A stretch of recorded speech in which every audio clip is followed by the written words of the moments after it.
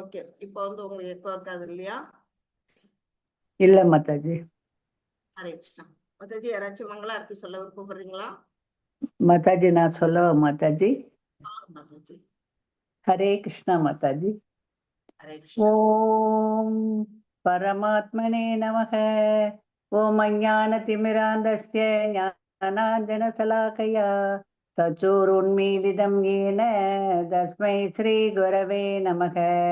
श्रीचैतन्यमनोभीष्टं स्थापितं येन भूतले स्वयं रूपकदा मह्यं ददाति स्वपदान्तिकं वन्देऽहं श्रीगुरो श्रीयुतपदकमलं श्रीगुरून् वैष्णवांश्च श्रीरूपं साग्रजातं सहगणरघुनाथान्वितं तं सजीवं साद्वैतं सावधूतं परिजनसहितं कृष्णचैतन्यदेवं श्रीराधा कृष्णपादान् सहगणललिता श्रीविशाखान्वितांश्च हे कृष्ण करुणा सिन्धो दीनबन्धो जगत्पदे गोपेश गोपिका कान्त राधा कान्त नमोस्तुते तप्त काञ्चन गौरांगी राधे वृन्दावनेश्वरी वृषभानुसुते देवी प्रणमामि हरिप्रिये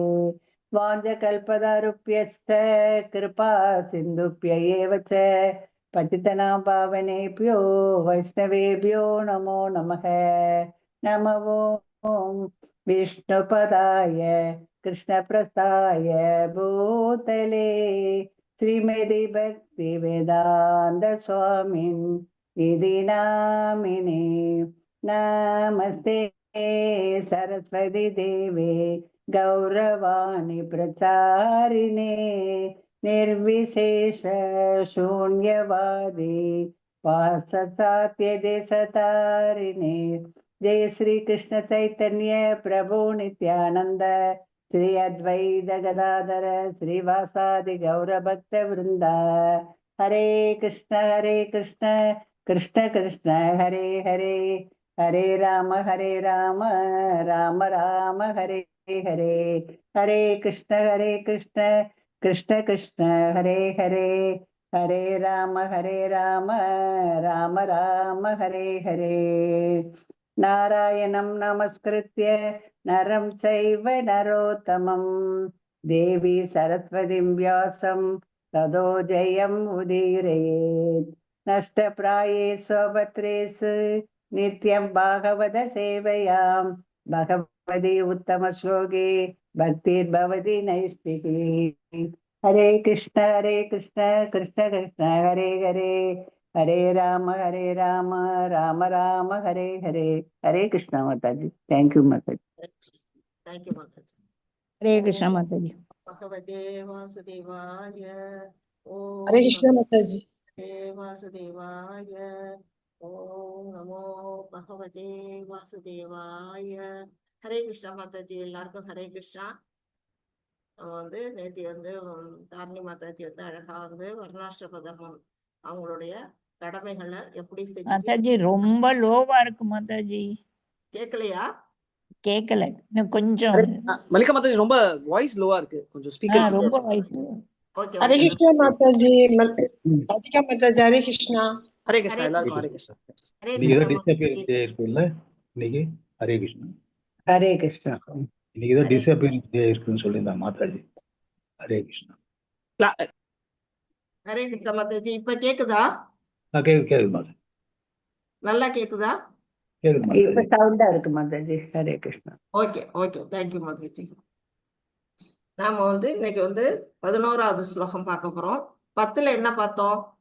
வர்ணாசிரம தர்மம், அது அவங்களுடைய கடமைகள், அதை பத்தி நம்ம மாதாஜி அழகா சொன்னாங்க. அதை செய்யறது மூலமா பரபிரம்மத்தை உணர முடியும். நம்ம ஒவ்வொருத்தருக்கும் ஒவ்வொரு கடமை விதிக்கப்பட்டிருக்கு இந்த உலகத்துல. நம்ம மனிதரா பிறந்திருக்கோம்னா நம்ம சும்மா நம்மளோட சென்ஸ் கிராட்டிபிகேஷனுக்காக மட்டும் நம்ம பிறக்கல. அதன் மூலமா இறைவனை நாம சென்றடையணும். அதுக்காக தான் இந்த மனித உடல் நமக்கு கொடுக்கப்பட்டிருக்கு. அதை பயன்படுத்தி நாம பரபிரம்மத்தை உணரணும் அப்படின்னு நமக்கு சொல்லப்பட்டிருக்கு. அந்த பரபிரம்மத்தை பத்தி தான் நாம இன்னைக்கு படிக்க போறோம். இப்ப 11வது ஸ்லோகத்துல என்ன சொல்லி இருக்கிறாங்க அப்படிங்கிறத பார்ப்போம். வதந்தி தத்வவிதஸ் தத்துவம் ஞானம் அவ்யயம் பிரம்மேதி பரமாத்மேதி பகவான் இது சப்யதே. மாதாஜி யாராச்சும் படிங்க. ஹரே கிருஷ்ணா மாதாஜி. ஹரே கிருஷ்ணா வதந்தி பிரபு. தத்துவ விதஸ்தத்துவம் யஜ்ஞானம் அத்வயம் பிரம்மேதி பரமாத்மேதி பகவான் இது சத்யதே. வதந்தி அவர்கள் கூறுகின்றனர். சின்ன படிங்க பிரபு. அந்த இது ஆ, பொருள் அந்த meanings வந்து. மொழிபெயர்ப்பு பரபிரம்மத்தை அறிந்தவர்களான பிரபு அந்த கற்றறிந்த சினானிஸ் படிங்க. Hare Krishna. Word by word படிங்க. வதந்தி அவர்கள் கூறுகின்றனர்.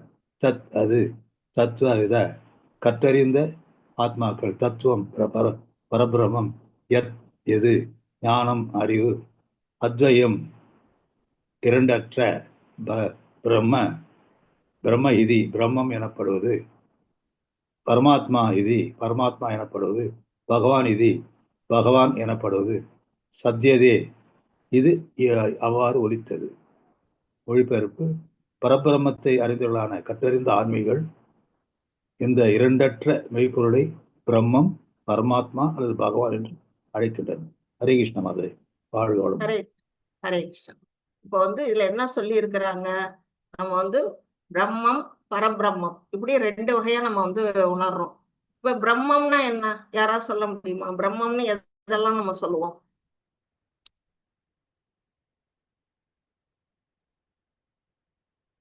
ஹரே கிருஷ்ணா. ஓகே, நானே சொல்லிடுறேன். பிரம்மம்னா கடவுள் மத்தது ம்? பரபிரம்மம். மாறாத தத்துவம் பிரம்மம். பிரம்மம்னா இப்ப வந்து நம்ம ஆத்மாவையும் பிரம்மம் சொல்லுவோம், ஜட இயற்கையும் பிரம்மம்னு சொல்லுவோம், நம்ம பகவானையும் பிரம்மம்னு சொல்லுவோம். இப்போ 3 நிலைகள்ல பிரம்மம்ங்கிறத உணர்றோம். ஆனா பரபிரம்மம் அப்படின்னா அது பகவானை மட்டும்தான் குறிக்கும். பகவான் தான் குறிக்கும். ஆமா, சாதாரணமா பிரம்மம்னா நம்ம வந்து நம்ம ஆத்மா கூட சொல்ல முடியும், ஜடையை சொல்ல முடியும். உடலை கூட சில இடங்கள்ல சொல்றாங்க, மனதை கூட சொல்றாங்க மாதாஜி, ஆத்மாவை சொல்றாங்க, எங்கும் சொல்றாங்க. ஆனா பரபிரம்மங்கிறது பகவான் மட்டும்தான் குறிக்கும், அது வேற எதையுமே குறிக்காது. அததான் இங்க வந்து சொல்லி இருக்கிறாங்க. பரபிரம்மத்தை அறிந்தவர்களான கற்றறிந்த ஆன்மீகிகள், அதாவது இப்ப வந்து 3 நிலைகள்ல பகவானை உணர்றாங்க. எந்த இரண்டற்ற மெய்ப்பொருள், அந்த பொருள் அந்த மெய்ப்பொருள் எப்படிப்பட்டது, மெய்ஞானம்ங்கிற அந்த பரபிரம்மம் எப்படிப்பட்டதுன்னா இரண்டற்றது, அதுக்கு வந்து இன்னொன்னே கிடையாது. அப்படிப்பட்ட நிலையில இருக்கக்கூடியது 3 நிலைகள்ல உணர்றாங்க. நம்ம வந்து பகவத்கீதை 2வது சாப்டர்லயே ஃபர்ஸ்ட் சாப்டர்லயே 2வது ஸ்லோகத்திலேயே நம்ம இதை பத்தி படிச்சிருக்கிறோம். 3 நிலைகள்ல பகவானை உணரலாம். என்னென்ன நிலை? பிரம்மம், பரமாத்மா, பகவான், அந்த 3 நிலைகள்ல நாம உணர்றோம். அது வந்து எதோட ஒப்பிட்டு நம்ம பேசியிருக்கோம், அதுல யாராவது சொல்ல முடியுமா? அந்த 3 நிலைகளை நம்ம ஒப்பிட்டு சூரிய ஒளி, ஒளி, சூரியனுடைய கிரகம், மூன்றாவது கிரகம். சூரிய ஒளி, சூரிய வட்டம், சூரிய கிரகம் அப்படின்னு இந்த 3 நிலைகள்ல நம்ம உணர்ந்திருக்கிறோம். கரெக்ட். இப்ப வந்து பிரம்மம்ங்கிறது பகவானுடைய உடல்ல இருந்து வரக்கூடிய அந்த ஜோதி, பிரம்ம ஜோதின்னு சொல்லப்படுது. அந்த பிரம்ம ஜோதி தான் வந்து அந்த பிரம்ம நிலையை யார் உணர்றாங்க? முதல் நிலை மாணாக்கர்கள் உணர்றாங்க. அடுத்தது பரமாத்மா, எல்லோருடைய இதயத்திலையும் வாழக்கூடிய அந்த பகவானை நாம வந்து என்ன செய்யறோம்? 2ஆம் நிலை மாணாக்கர்கள், அது வந்து சூரிய வட்டத்தோட ஒப்பிடுறாங்க. அந்த நிலையில மத்தியம அதிகாரிகள்னு வச்சுக்கலாம். அந்த நிலையில 2ஆம் நிலை மாணவர்கள் உணர்றாங்க. கடைசியா பகவானை யார் உணர்றாங்க அப்படின்னா அவங்கதான் வந்து உத்தம அதிகாரி. அவங்கதான் வந்து சூரிய கிரகத்துக்குள்ளேயே நுழைய முடியக்கூடிய அந்த நிலை. பகவானுடைய கிரகத்து கோலோகத்துக்குள்ள யாரு உள்ள நுழைய முடியுமோ அவங்களால மட்டும்தான் யாரை உணர முடியும்? பகவானை. அவருதான் வந்து இரண்டற்ற மெய்ப்பொருள், மெய்ஞானம், பரபிரம்மம் அப்படின்னு எல்லாம் அழைக்கப்படுகிறார் அப்படின்னு சொல்லப்படுது. அதை பத்தி தான் நாம இன்னைக்கு படிக்க போறோம். பொருளுரை யாராவது படிக்க, கொஞ்சம் கொஞ்சம் நிறுத்தி படிக்க. பரபிரம்மம் மெய்ப்பொருளாகவும் அனைவரது இலக்காகவும் உள்ளார். இதில் கருத்து வேற்றுமை இல்லை. எனவே பிரம்மம் மற்றும் மற்றும் பகவான் ஆகியவை தன்மையில் ஒற்றுமையானவையாகவே ஆகும். ஒரே பொருள் உபநிஷதங்களின் மாணவர்களில் அருவ பிரம்மம் என்றும் ஹிரண்ய கர்ப்பர்கள் அல்லது யோகிகளால் இதயவாசியான பரமாத்மா என்றும் பக்தர்களால் பகவான் என்றும் உணரப்படுகின்றது. வேறு விதமாக கூறினால் பகவான் அல்லது பரமபுருஷரே பரபிரம்மத்தை குறிக்கும் முடிவான சொல்லாகும். பரமாத்மா பரமபுருஷரின் பூர்த்தியாகாத நிலை ஆகும். சூரிய தேவனிடமிருந்து சூரிய கிரகணங்கள் தோன்றுவதைப் போலவே பரமபுருஷ பகவானிடமிருந்து அருவமான பிரம்ம ஜோதி தோன்றுகிறது. மேற்கூறிய இரு பிரிவுகளைச் சேர்ந்த குறைமதியாளர்கள் சில சமயங்களில் தங்களுடைய சொந்த அனுபவத்திற்கு ஏற்ப வாதிப்பார்கள். ஆனால் பரபிரம்மத்தை பூர்ணமாக அறிந்தவர்கள் ஒன்றேயான பரபிரம்மத்தின் இம்மூன்று அம்சங்களும் வெவ்வேறு கோணத்திலிருந்து காணும் வேறுபட்ட தோற்றங்கள் என்பதை நன்கறிவர். பாகவதத்தின் முதல் அத்தியாயம். ஹரே கிருஷ்ணா மாதாஜி, அப்புறம் இப்ப நம்ம பார்த்ததுதான். இப்ப சூரியனோட நிலையில 3 நிலைகள்ல பாக்குறோம். அததான் இங்க சொல்லி இருக்கிறாங்க. இப்ப பகவான் அப்படிங்கிறதுக்கு ஒரு டெஃபினேஷன் கொடுத்திருக்கிறாரு. யாருன்னா வியாசதேவருடைய தந்தையான பராசர முனிவர். அவர் ஒருத்தர் தான் பகவான் அப்படின்னு சொல்லியிருக்காரு. அந்த பகவானுக்குடைய டெஃபினேஷன் என்ன அப்படிங்கறத யாராவது ஒருத்தர் சொல்ல முடியுமா? பகவான் அழகு, அறிவு, புகழ், செல்வம், ஞானம், தியாகம். ஹரிபோல். இது இந்த ஆறு ஆப்புலன்ஸும் முழுமையா நிறைந்தவர் தான் பகவான்னு சொல்லப்படுறாரு. வேற யாருக்கும் அந்த முழுமை கிடையாது. எல்லாருக்கிட்டையும் அந்த குணங்கள் இருக்கும். ஒருத்தட்ட செல்வம் இருக்கும், ஒருத்தட்ட கல்வி இருக்கும், ஒருத்தட்ட அழகு இருக்கும், ஒருத்தட்ட அறிவு இருக்கும். ஆனா யாருக்கும் முழுமையா இருக்காது. ஆனா பகவான் ஒருவருக்கு தான் இந்த ஆறும் எப்படி இருக்குன்னா முழுமையா இருக்குது. அப்படிப்பட்ட நிலையில பகவான் இருக்கிறதுனாலதான் இப்ப பகவத்கீதை முழுக்க பாத்தீங்கன்னா எங்கேயுமே வாசுதேவ உவாச்சா, கிருஷ்ண உவாச்சா அப்படின்னு எல்லாம் வராது. பகவான் உவாச்சா அப்படின்னு மட்டும்தான் வரும். ஏன்னா அந்த பகவான்கிற அந்த சொல்லு பகவான் கிருஷ்ணரை மட்டும்தான் குறிக்குது அப்படிங்கிறத நம்மள தீர்மானமா சொல்லியிருக்கிறதுனாலதான் பகவான் உவாச்சா அப்படின்னு நமக்கு சொல்லியிருக்கிறாங்க. அப்படிப்பட்ட இறைவன் எந்த நிலையில நமக்கு இருக்கிறாரு அப்படின்னு பாத்தீங்கன்னா, ஈஸ்வரக பரமகிருஷ்ணக சச்சிதானந்த விக்கிரக அனாதிராதி கோவிந்தக சர்வ காரண காரணம். அவருதான் ஆப்ஜெக்டும் அவருதான், சப்ஜெக்டும் அவருதான். அப்படிப்பட்ட பகவான் எப்படி இருக்கிறாரு? ஆரம்பமும் முடிவும் இல்லாத கோவிந்தர் அப்படின்னு பிரம்ம சமீதில 5.1 சொல்லி இருக்கிறாங்க. Both the subject to object. அப்படிப்பட்ட இறைவன் என்ன செய்யறாரு? அவருடைய உடல் எப்படிப்பட்ட உடல்? நித்தியமான அறிவு நிறைந்த ஆனந்தமயமான உடலை அவர் கொண்டிருக்கிறார். அப்படிப்பட்ட நிலையில இருக்கக்கூடியவர் தான் அனைத்துக்கும் மூல காரணமாக சர்வ காரண காரணம். அந்த நிலையில பகவான் இங்க நம்மகிட்ட இருக்கிறார் அப்படின்னு சொல்லப்பட்டிருக்கு. இப்ப இதுல ஹிரண்ய கர்ப்ப அப்படின்னு ஒரு வார்த்தை வந்திருக்கு. ஹிரண்ய கர்ப்ப அப்படிங்கிறது அருவ பிரம்மத்தை உணர்றவங்க ஒரு நிலை. கர்மி யார் உணர்வாங்க? சொல்லுங்க மாதாஜி. அருவவாதிகள் தான் வருவாங்க. அருவவாதிகள் உணர்றாங்க. யோகிகள் இதயத்துல இருக்கக்கூடிய பரமாத்மாவை உணர்றாங்க. ஆனா பக்தர்கள் மட்டும்தான் பகவானை உணர்றாங்க. இப்ப இந்த ஹிரண்ய கர்ப்பா அப்படின்னு ஒரு வேர்டு இருக்கு. அந்த வேர்டை பத்தி நமக்கு யாருக்காவது தெரியும்னா சொல்லலாம், இல்லைன்னா நானே சொல்றேன். ஹிரண்யம்னா தங்கம், கர்ப்பம்னா அந்த படுக்கை, அந்த இது சாரி பாத்திரம், திரை திரை. அதாவது திரை இல்ல, இந்த இடத்துல கர்ப்பம் அப்படிங்கிறது நம்ம கருவுக்குள்ள இருக்க குழந்தைய கர்ப்பத்துல இருக்கு அப்படின்னு சொல்றோம். அப்ப அது கர்ப்பத்துக்குள்ள உறையுது. அதான் இங்க பொன்மயமான அந்த வைகுண்ட லோகத்துல உரையக்கூடிய அந்த நாராயணன் தான் இங்க ஹிரண்ய கர்ப்பா அப்படின்னு இங்க சொல்லப்பட்டிருக்குது. நம்மளுடைய விஷ்ணு சஹஸ்ரநாமத்துல 71வது திருநாமம் ஹிரண்ய கர்ப்பா அப்படின்னு வரும். நீங்க எல்லாம் படிச்சிருப்பீங்க. அதுக்கு என்ன ஒரு கதை மகாபாரதத்துல சொல்லப்பட்டிருக்கு அப்படின்னு பாத்தீங்கன்னா, மகாபாரதத்துல எல்லாரும் பாண்டவர்கள்லாம் வனவாசம் போறாங்க இல்லையா? அப்போ அர்ஜுனன் என்ன செய்யறாரு அப்படின்னா, இது பாசுபதாசிரம் பெறதுக்காக சிவபெருமானை நோக்கி தவம் இருக்கிறதுக்காக அவரு அங்க போயிடுறாரு. அப்ப மிச்சம் இருக்கக்கூடிய அந்த 4 பாண்டவர்கள் அப்புறம் திரௌபதி எல்லாரும் என்ன செய்யறாங்க, அந்த இமயமலையோட அடிவாரத்துல ஒரு ஆசிரமம் வச்சு அங்க வந்து வசிச்சுட்டு இருக்காங்க. அவங்க வசிக்கக்கூடிய இடத்துக்கு பக்கத்திலேயே வந்து குபேரனுடைய தோட்டம் இருக்குது. நிறைய பூக்கள்லாம் பூத்திருக்குது. அப்படியாப்பட்ட அந்த தோட்டத்துக்கு ஒரு நாள் வந்து கருட பகவான் என்ன செய்யறாருன்னா, அங்க இருக்க ஒரு பாம்பை பிடிக்கிறதுக்கு அங்க வராரு அந்த தோட்டத்துக்கு. அவருடைய சிறகுகள் எப்படி இருக்கும், பெரிய பெரிய சிறகுகள். அது வந்து அந்த செடிகள்ல எல்லாம் பட்டு அந்த செடிகள்ல பூத்திருக்க அந்த பூக்கள் எல்லாம் வந்து சிதறடிக்குது. சிதறடிச்சோன்னா அது காத்துல பறந்து வந்து இவங்க வசிக்கக்கூடிய அந்த ஆசிரம வாசல்ல வந்து நிறைய பூக்கள் வந்து விழுது. ஆனா எல்லா பூக்களும் சிதைந்த நிலையில இருக்கு. ஆனா வாசனை வந்து மிக மிகுதியா இருக்கு. செம்ம வாசனை. அத வந்து பாக்குறா யாரு, திரௌபதி வந்து பாக்குறாங்க. அதை பார்த்துட்டு அவங்களுக்கு வந்து அந்த பூக்கள் மேல ஒரு ஆசை, அது கவரப்படுறாங்க. அவங்க பீமன்ட்ட சொல்றாங்க, இந்த பூக்கள்லாம் ரொம்ப வாசனையா இருக்குது, அதனால நீங்க வந்து என்ன செய்யுங்க, இதெல்லாம் சிதைந்த நிலையில இருக்கு, நீங்க முழு பூக்களா வந்து எனக்கு அதை போல கொண்டு வந்து தாங்க அப்படின்னு சொல்லி அவங்கள்ட்ட வேண்டுகோள் வைக்கிறாங்க.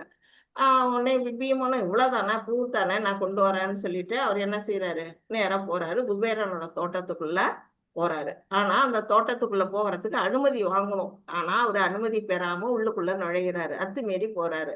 உடனே அங்க வந்து மணிமான் அப்படின்னு சொல்லக்கூடிய குபேரனுடைய ஃப்ரெண்ட் ஒருத்தர், தோழர், அவருடைய படைகள் எல்லாரும் வந்து எதிர்க்கிறாங்க. எதிர்க்க உடனே இவர் என்ன செய்யறாரு, சிங்கம் மாதிரி அப்படியே கர்ஜனை பண்ணி ஒரு நிமிஷத்துல அவங்களெல்லாம் வதம் பண்ணிடுறாரு. வதம் பண்ணிட்டு போய் பூக்கள் எல்லாம் சேகரிக்கிறாரு. அப்ப வந்து இந்த சத்தத்தை வந்து சிங்கம் போன்ற அந்த கர்ஜனையை வந்து யார் கேட்கிறாருன்னா யுதிஷ்டர் காதுல அவர் விழுது. விழுந்தோன்னா இது பீமனுடைய குரலாட்டா இருக்க, பீமன் ஏதோ சண்டை செய்யறான் போலக்கு, நம்ம போய் பார்ப்போம்னு உடனே என்ன செய்யறாரு, அவரு அந்த தோட்டத்துக்கு வராரு. குபேரனும் அந்த இடத்துக்கு வராங்க. 2 பேரும் வராங்க. வந்தோடனே இவருக்கு வந்து ரொம்ப வருத்தமா இருக்கு. பீமன் செஞ்ச செயலுக்கு வந்து ரொம்ப வருத்தப்படுறாரு. ஏன் வந்து ஒரு பூவுக்காக இப்படி சண்டை போடுற அப்படின்னு வந்து கண்டிக்கிறாரு. குபேரன் வந்து அதை பெருசா எடுத்துக்கல. பரவாயில்ல, பூக்கால சண்டை போட வேணா, நீங்க வேணுங்கிற பூ பறிச்சுக்கிட்டு போங்க அப்படின்னு அவரு அனுமதியும் கொடுக்குறாரு. அப்ப வந்து அவர் என்ன பண்றாரு, பூவெல்லாம் பறிச்சுட்டு வந்துடுறாரு. குபேரன் அதை அதோட மறந்துடுறாரு. ஆனா யுதிஷ்டரால அதை மறக்கவே முடியல. ஏன் மறக்க முடியல, அவர் வந்து யாருக்கும் துன்பம் செய்ய நிலையில, யாருக்கும் எந்த துன்பமும் செய்யக்கூடாதுன்னு நினைப்பாரு. ஆனா இவர் என்ன பண்ணிருக்காரு, நிறைய பேரை கொன்னுட்டாரு.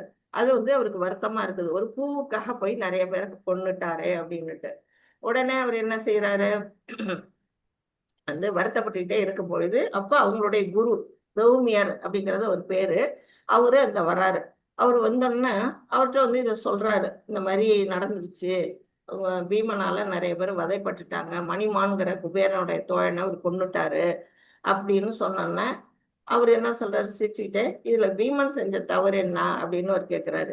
என்ன இப்படி சொல்றீங்க, பீமன் போய் அந்த மாதிரி செஞ்சிட்டது தப்பு என்னங்கிறீங்களான்னு. இதெல்லாம் வந்து செய்யக்கூடியவன் ஒருவன் இருக்கான், அவனும் அவனோட வேலைதான் இதெல்லாம் அப்படின்னு சொல்லி அவரை வந்து என்ன பண்றாரு, ஆசிரமத்தோட பின்பக்கத்துக்கு அழைச்சிட்டு போறாரு. அழைச்சிட்டு போய் அங்க வந்து என்ன பண்றாரு, வானத்தை நோக்கி கையை காட்டுறாரு. இத மாதிரி இதுதான் சொர்க்கம், இதுதான் வருணலோகம், இதுதான் வந்து சத்தியலோகம், பிரம்மா வசிக்கக்கூடிய சத்தியலோகம், அதுக்கு மேல இருக்கு பாரு, அதுதான் வந்து உண்மயமான வைகுண்ட லோகம், அதுக்குள்ள வசிக்கக்கூடிய நாராயணனோட லீலைகள் தான் இதெல்லாம் அப்படின்னு வந்து சொல்றாரு. அப்ப வந்து ராஜா கேட்கிறாரு, யுதிஷ்ட மகாராஜா கேட்கிறாரு, அங்க வைகுண்டத்துல இருக்கக்கூடிய நாராயணருக்கும் இங்க வந்து சண்டை செஞ்ச பீமனுக்கும் என்ன சம்பந்தம் இருக்கு, நீங்க ஏன் அவரை போய் இதுல ஈடுபடுத்துறீங்க அப்படின்னு கேட்டோன்னா, இது ஒரு காரணம் இருக்கு. இந்த மணிமான் இருக்கார் இல்லையா, வதைப்பட்டார்ல, அவர் என்னன்னா ஏற்கனவே அகஸ்திய முனிவர்கிட்ட ஒரு அபச்சாரம் பண்ணிட்டாரு. அபச்சாரம் பண்ண காரணத்தினால அவர் என்ன பண்றாரு, அவர் ஒரு சாபம் கொடுக்குறாரு, நீ பீமன் கையாலதான் இறப்பா அப்படின்னு சொல்லி ஒரு சாபம் கொடுத்துறாரு. அதோட விளைவுதான் வந்து இன்னைக்கு நடக்குது அப்படின்னு வந்து தோமியர் வந்து எடுத்து சொல்றாரு. இதுல இருந்து நமக்கு என்ன புரியுது அப்படின்னா, பக்தர்கள், சாதுக்கள், அப்புறம் முனிவர்கள், ஆச்சாரியர்கள், வைஷ்ணவர்கள், இவங்களுக்கெல்லாம் நம்ம வந்து எந்த விதத்திலையும் எந்த ஒரு சின்ன விஷயத்துல கூட நாம வந்து என்ன பண்ணக்கூடாது, அபச்சாரம் பண்ணக்கூடாது. அப்படி அபச்சாரம் பண்ணணும்னா என்ன ஆகும், இந்த மாதிரி ஒரு விளைவுதான் நடக்கும் அப்படிங்கிறத இந்த கதை மூலமா நமக்கு வந்து அவர் எடுத்து சொல்றாங்க. அதனால அந்த பொன்மயமான வைகுண்ட லோகத்துல இருக்கக்கூடிய அந்த நாராயணனை வந்து ஓம் ஹிரண்ய கர்ப்பாய நமக அப்படின்னு நம்ம தினமும் உச்சரிச்சுட்டே இருந்தோம்னா நமக்கு வந்து என்ன பலன் கொடுக்குறா பகவான் அப்படின்னா, தங்கத்தை தினமும் நம்ம தங்கத்தை தானம் செய்த ஒரு பலனை வந்து நமக்கு கொடுக்குறாராம். அப்படிப்பட்ட பரபிரம்மம் தான் நம்ம பகவான் கிருஷ்ணர் அப்படிங்கறத நம்ம இதுல இருந்து புரிஞ்சுக்கலாம். மாதாஜி அடுத்த பர அப்படிங்க மாதாஜி. பாகவதத்தின் முதல் அத்தியாயத்தின் முதல் ஸ்லோகத்தில் விளக்கப்பட்டுள்ளது போல் பரமசக்தியானது சத்தியமானது தன்னிறைவு கொண்டதும் அனைத்தும் அறிவும் அறிவாற்றல் உடையதும் பிறரை சார்ந்திருத்தல் என்னும் மாயையிலிருந்து வேறுபட்டவர் ஆவார். ஆனால் பரம சத்தியத்தில் அறிபவர் அறியப்படுவது ஆகிய இரண்டுமே ஒரே பொருள்தான். இவ்வுலகில் ஆத்மா அல்லது உயர் சக்தியை அறிபவரே ஆகும். அறியப்படுவதோ அசைவற்ற ஜடம் அல்லது தாழ்ந்த சக்தி ஆகும். எனவே தாழ்ந்தது உயர்ந்தது உலகில் அறிபவர் அறியப்படுவது ஆகிய இரண்டுமே அதே உயர் சக்தியை கொண்டவையாகும். பரமபுருஷருக்கு மூவகையான சக்திகள் உள்ளன. சக்திக்கும் சக்தியை பெறுபவருக்கும் வேறுபாடு கிடையாது. ஆனால் சக்திகளின் தன்மையில் ஒரு வேறுபாடு உள்ளது. ஆன்மீக உலகமும் ஜீவராசிகளும் ஒன்றேயான உயர் சக்தியால் ஆனவையாகும். ஆனால் ஜட உலகமோ தாழ்ந்த சக்தியால் ஆனதாகும். தாழ்ந்த சக்தியுடன் ஜீவராசி உறவு செய்வதால் தான் தாழ்ந்த சக்திக்கு சொந்தமானவன் என்று எண்ணி அவன் மாயைக்கு அடிமையாகி விடுகிறான். ஆகவே ஜட உலகில் சம்பந்த உணர்வு உள்ளது.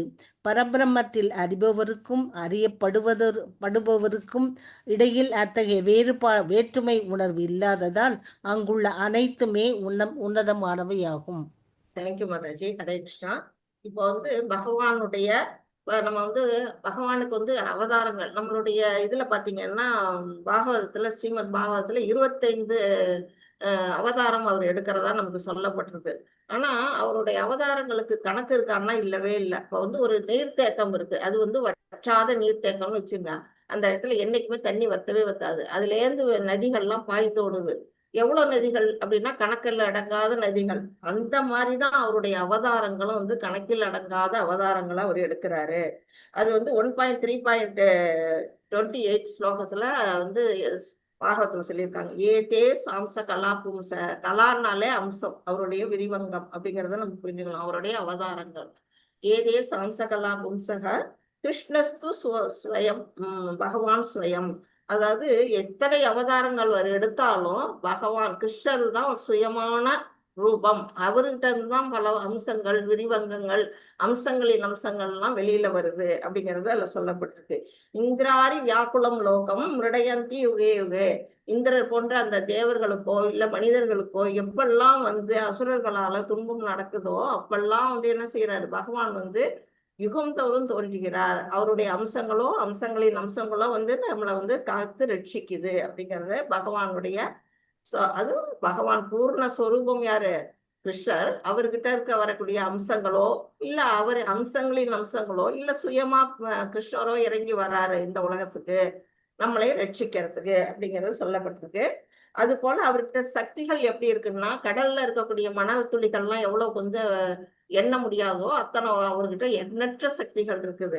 அந்த சக்திகள்ல 3 முக்கியமான சக்தி நமக்கு இங்க சொல்லியிருக்கிறாங்க. என்னென்ன அப்படின்னு பாத்தீங்கன்னா, ஒண்ணு அந்தரங்க சக்தி இன்டர்னல் பொட்டன்சி, இன்னொன்னு பகிரங்க சக்தி எக்ஸ்டர்னல் பொட்டன்சி, மூணாவது ததாஸ்த சக்தி அதாவது நடுத்தர சக்தி மார்ஜினல் பொட்டன்சி அப்படின்னு. இந்த 3 சக்திகளும் இப்ப சக்திக்கும் சக்திமானுக்கும் ஏதாவது வேறுபாடு இருக்கான்னா இல்ல.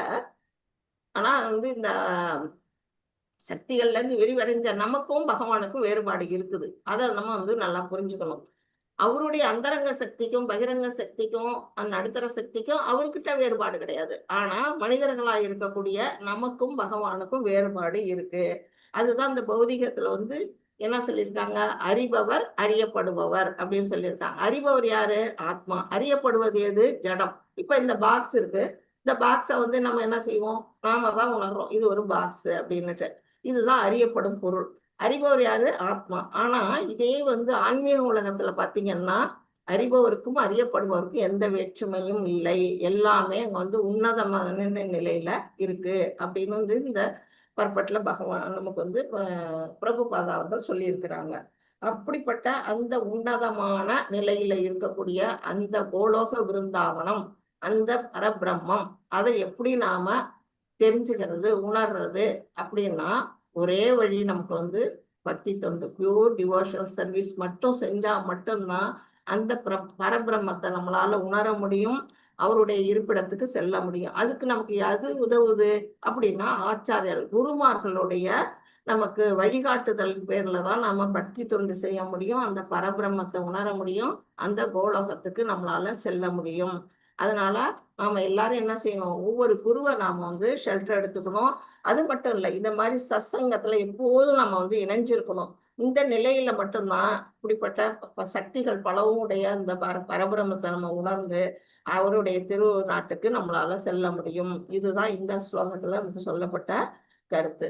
ஹரே கிருஷ்ண மாதாஜி. வாச்சா கல்பத ருப்யச்ச கிருபா சிந்துப்ய பதிதானாம் பாவனேபியோ வைஷ்ணவேபியோ நமோ நமக. அனந்த கொடி வைஷ்ணவ ஜே. ஸ்ரீல பிரபுபாதா கி ஜே. நாமாச்சாரிய ஹரிதாஸ் டாக்கூருக்கு ஜே.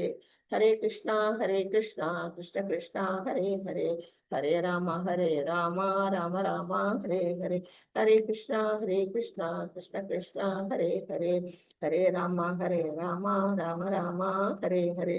Hare Krishna devotees, thank you so much. யாருக்காச்சும் ஏதாவது இதுல டவுட் இருந்ததுன்னா கேட்கலாம், ஏதாவது கருத்துக்கள் இருந்தாலும் சொல்லலாம். Hare Krishna Mataji. Thank you Mataji. Hare Krishna. Hare Krishna Mataji. Thank you Mataji. Thank you Mataji. Hare Krishna. Hare Krishna. Hare Krishna Mataji. Hare Krishna Mataji. Thank you Hare Krishna Mataji. Hare Krishna. Hare Krishna Mataji. Very nice session. Hare Krishna. Hare Krishna. Thank you Mataji. உங்களுக்கு போஸ்ட் ஹரே கிருஷ்ண மாதாஜி. மல்லிகா மாதாஜி. ஹரே கிருஷ்ணா. ஹரே கிருஷ்ணா மாதாஜி. ஹரே கிருஷ்ணா. ஹரே கிருஷ்ணா. எல்லாரும் மாதாஜி. ஹரே கிருஷ்ணா. ராதிகா லைவ் மாதாஜி. ஸ்டாப் ஹரே பண்ணிடலாம் கிருஷ்ணா. மாதாஜி. ஓகே மாதாஜி.